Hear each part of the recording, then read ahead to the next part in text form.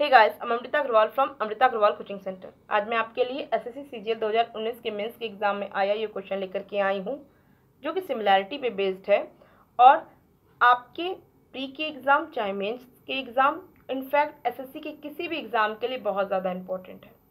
तो स्टार्ट कर रहे हैं। क्वेश्चन है, in triangle A B C D and E are the mid points of sides BC and AC respectively. AD and BE intersect at G at right angles. If AD equal to 18 cm and BE equal to 12 cm, then the length of DC is.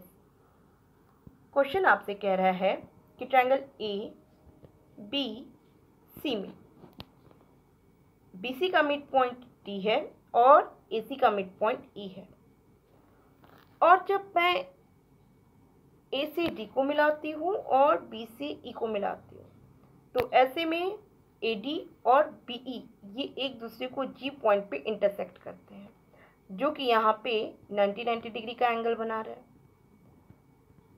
आपको AD की length दिया हुआ है 18 centimetre और BE की length दिया है 12 centimetre, और आपसे पूछ रहा है DC की लेंथ बताइए कि क्या होगा। जैसा कि आप सब लोग जानते हैं कि ये D पॉइंट BC का मिड पॉइंट है, तो ऐसे में DC की लेंथ इक्वल होगी BD के। तो मैं DC की लेंथ निकालूं चाहे BD की लेंथ निकालूं, बात एक ही है।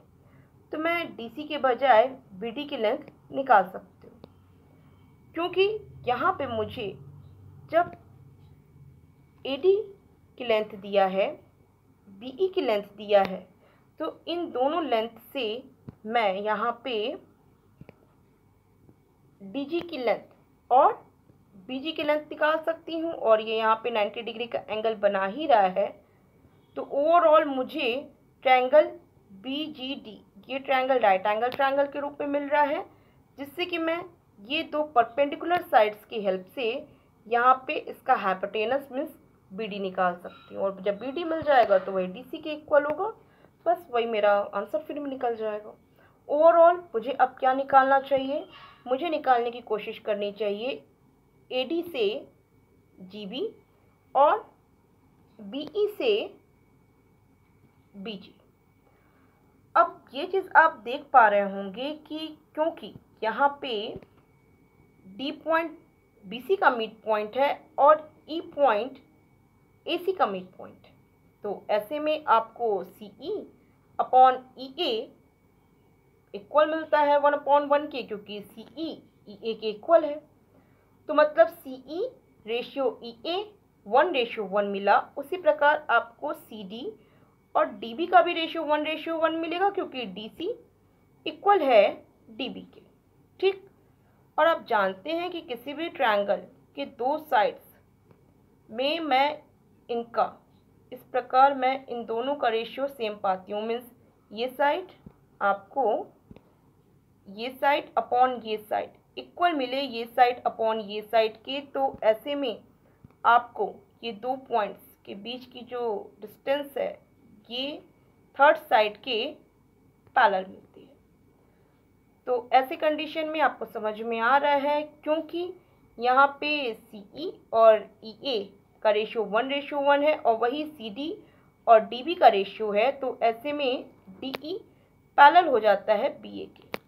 तो जब ये इसके पैरेलल हो गया तो जाहिर सी बात है ऐसी कंडीशन में आपको ये दिखाई दे रहा होगा कि ये एंगल इसके इक्वल होगा। अल्टरनेट एंगल की वजह से दो पैरेलल लाइंस को जब एक लाइन इंटरसेक्ट करती है तो अल्टरनेट एंगल्स आपस में इक्वल होते हैं। तो यही रीज़न है कि जब BA पैरेलल है DE के, तो ऐसे में आपको जब यहाँ AD देख रहे हैं इंटरसेक्ट करता हुआ ये लाइन है, इसमें कि ये एंगल इक्वल मिल जा रहा है आपको इसके, जो कि अल्टरनेट एंगल की वजह से। और आप साथ में ये भी देख पा रहे होंगे कि आपको यहाँ पे ये एंगल इक्वल मिलेगा इसके, यही अल्टरनेट एंगल की वजह से, क्योंकि ये BE भी तो DE और BA को इंटरसेक्ट कर रही है, ये दो पैरेलल लाइंस को इंटरसेक्ट कर रही है, तो ये एंगल भी इक्वल हो गए इस एंगल के अल्टरनेट एंगल की वजह से। आप क्या देख पा रहे हैं, इन दो ट्रायंगल्स में आपको ये एंगल इक्वल मिला इसके, और ये एंगल इक्वल मिला इसके, और ये दोनों एंगल्स तो आपस में इक्वल होंगे ही, वर्टिकली अपोजिट एंगल। वैसे तो एंगल दिया हुआ है 90 डिग्री, तो ऐसे में ये दोनों एंगल्स 90 डिग्री, जो कि आपको ये दोनों ट्रायंगल शो कर रहे हैं कि ये दोनों ट्रायंगल सिमिलर ट्रायंगल है। एक बार फ्रेश कर दूँ और फ्रेश करके दिखा दूँ कि आपको यहाँ पे ये दो ट्रायंगल DGB, ट्रायंगल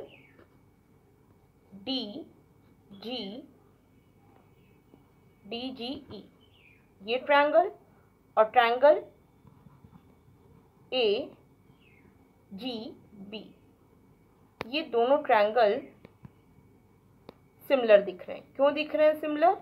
क्योंकि यहाँ पे आपको एंगल D, ये एंगल इक्वल मिल रहा है एंगल A के, और एंगल G ये इक्वल मिल रहा है यहाँ पे, जो कि 90 डिग्री है, और एंगल E यहाँ पे बनने वाला ये एंगल, यहाँ पे बनने वाला ये एंगल इक्वल मिल रहा है यहाँ पे बनने वाले इस एंगल के।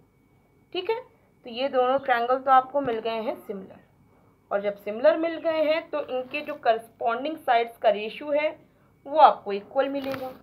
तो इस प्रकार आपको यहाँ पे इक्वल एंगल, यहाँ D और ये A की तरफ बनने वाले ये दोनों एंगल्स इक्वल हैं, तो इनके करस्पॉन्डिंग साइड का रेशियो आपको क्या मिला? EG upon GB। इसका रेशियो आपको क्या मिल जाएगा? आपको मिल जाएगा यहाँ पे एंगल DEG। यहाँ पे ये एंगल के करस्पॉन्ड में बनने वाला साइड क्या हो गया? GD अपॉन यहाँ पे ये एंगल, इसके करस्पॉन्ड में बनने वाला साइड क्या हो गया? AG। ठीक है, और इसी प्रकार आपको ये दोनों एंगल्स 90 डिग्री मिले, और इसके करस्पॉन्ड में बनने वाला साइड क्या है? ED अपॉन यहाँ पे AB। ये सभी रेशियो आपको इक्वल मिलेंगे। ठीक है, अच्छा, अब यहाँ पे आपको रेशियोज तो इक्वल मिलेंगे, ये बात समझ में आ गई, लेकिन जैसा कि मैंने आपसे कहा था कि आपको ये लेंथ फाइंड आउट करनी है, ये BD की लेंथ फाइंड आउट करनी है, तो आपको DG की लेंथ और BG की लेंथ, ये दोनों लेंथ पता होनी चाहिए। तो सिर्फ रेशियो पता होने से ये दो एग्जैक्ट लेंथ तो पता चल नहीं जाएगी। तो इसके लिए आप एक चीज़ और ध्यान दीजिए, क्योंकि आपको यहाँ पे D पॉइंट BC का मिड पॉइंट और E पॉइंट AC का मिड पॉइंट दिया है, तो ऐसे में आपको CE अपॉन CA इक्वल मिलता है CD अपॉन CB, जो कि इक्वल होता है 1:2 के। अब जो रेशियो CE अपॉन CA का होगा, वही रेशियो CD अपॉन CB का भी होगा, और वही रेशियो DE अपॉन BA का भी होगा। वो इस वजह से कि आपको यहाँ पे ये ट्रायंगल CED सिमिलर ट्रायंगल मिलता है ट्रायंगल CAB के। ठीक है, सिमिलर मिलता है ट्रायंगल CAB के, क्योंकि ये एंगल इक्वल है इस एंगल के करस्पॉन्डिंग एंगल, ये एंगल इक्वल है इसके एंगल करस्पॉन्डिंग एंगल, जिससे कि ये दो ट्रायंगल सिमिलर ट्रायंगल हो जा रहे हैं। जिस प्रकार आपको CE और CA का रेशियो 1:2 मिला, उसी प्रकार आपको ED और AB का भी रेशियो 1:2 मिलेगा, जिससे कि आप जान सकते हैं कि आपको EG और GB का भी रेशियो क्या मिल रहा है? 1:2, और GD और AG का भी रेशियो मिल रहा है 1:2। अब थोड़ा सा ध्यान दीजिए, आप यहाँ पे इस पे यहाँ पे दे देते हैं ध्यान में AD पे। ठीक, AD की लेंथ क्या दिया हुआ है? 18। आपको पता है कि GD और AG, GD और AG का रेशियो 1:2 है और ये कंप्लीट लेंथ क्या है 18 है। तो मैं 18 को 3 पार्ट में बांट दूँ, मीन्स 6 में बांट दूँ, तो ऐसे में 1:6 मीन्स GD ये 6 मिल जाएगा और AG क्या मिल जाएगा 12।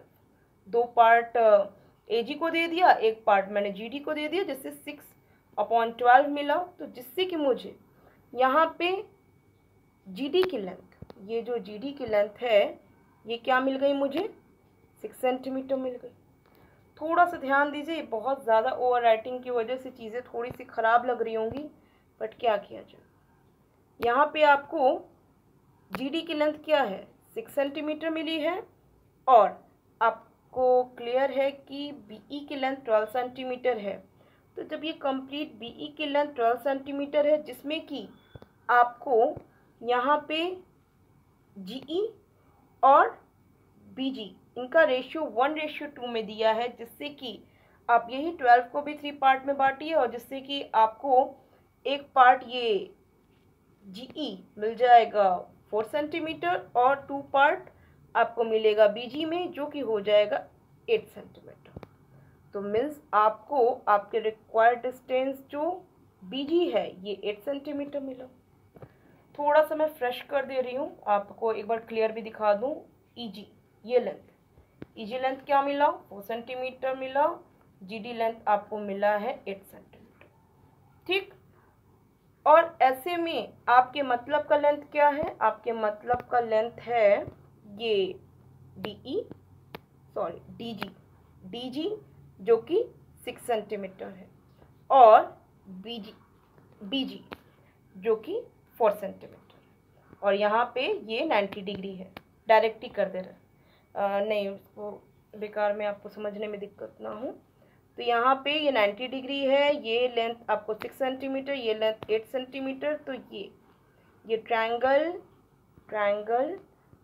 BGD राइट एंगल ट्रायंगल मिला है, जिसमें कि आपको GD की लेंथ 6 सेंटीमीटर मिली और BD की लेंथ आपको मिल रही है 8 सेंटीमीटर। और आप जान रहे हैं कि राइट एंगल ट्रायंगल के 2 परपेंडिकुलर साइड्स जब 6 और 8 हों, तो ऐसे में आपको इसका हाइपोटेनस BD क्या मिलेगा 10 सेंटीमीटर। आप सभी जानते हैं ना कि राइट एंगल ट्रायंगल के जो ट्रिपलेट्स हैं, इसमें 2 परपेंडिकुलर साइड 3 और 4 हो तो इसका हाइपोटेनस 5 होता है, सभी लोग जानते हैं। तो 3 का डबल 6, 4 का डबल 8, 5 का डबल 10। जब 2 परपेंडिकुलर साइड आपको 6 और 8 मिली है तो आपको हाइपोटेनस 10 ही तो मिलेगा। तो इसका मतलब BD की लेंथ क्या हो गई 10 सेंटीमीटर हो गई, जो कि फर्स्ट ऑप्शन। समझाने में इतना ज़्यादा ओवर राइटिंग हो गई है कि देखने में क्लैरिटी एकदम ख़त्म हो गई। लेकिन जस्ट क्वेश्चन पढ़ के, जैसे आपको जब चीज़ें समझ में आ गई हैं तो जस्ट क्वेश्चन पढ़ के ही आपको सारी चीज़ें समझ में आ गई होंगी। जैसे कि ये E और D ये मिड पॉइंट्स है, तो जाहिर सी बात है कि आपको इनका रेशियो 1:1 में मिलेगा, मीन्स कि आपको ये इसके पैरेलल मिलेगा ही मिलेगा।